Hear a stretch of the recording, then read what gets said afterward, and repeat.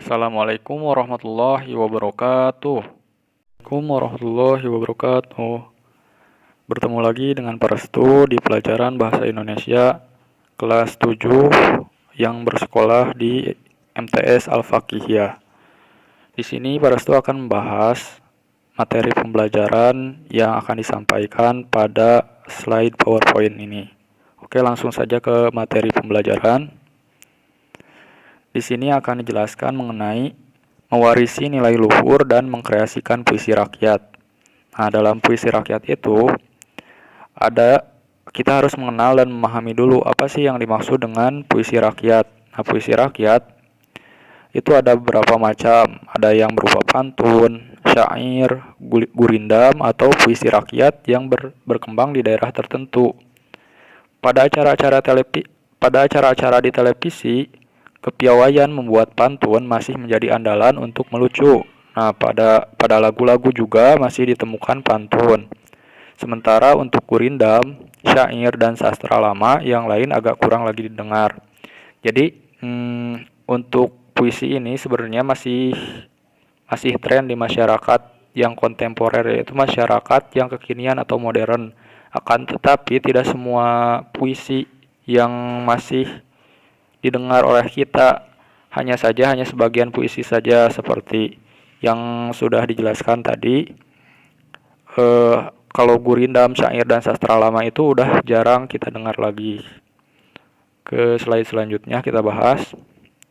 Nah, apa yang dimaksud dengan gurindam? Gurindam ternyata itu adalah puisi lama yang berasal dari negeri India. Jadi, gurindam ini adalah puisi yang bukan berasal dari Indonesia asli, tapi puisi ini dikenal juga di Indonesia, akan tetapi sekarang sudah jarang kita dengar. Nah, istilah gurindam ini berasal dari bahasa India, yaitu kirindam. Jadi, asal katanya itu gurindam itu awalnya dari kirindam, yang berarti itu adalah mula-mula atau perumpamaan. Nah, kemudian ke slide selanjutnya, pembahasan masih tentang puisi.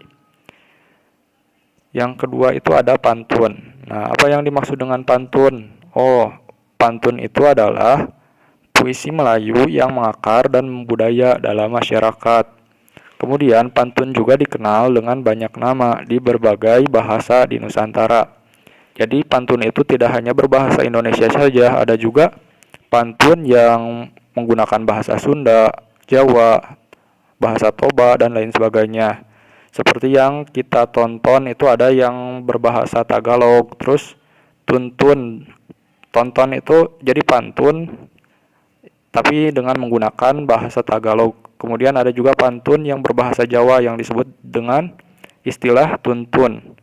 Sedangkan untuk istilah pantun itu sendiri adalah dari bahasa Toba yang artinya kurang lebih sama, yaitu sesuatu ucapan yang teratur, arahan yang mendidik, bentuk santunan. Jadi maksud dari pantun itu adalah ucapan yang lebih mendidik kepada ke arah yang santun, seperti itu.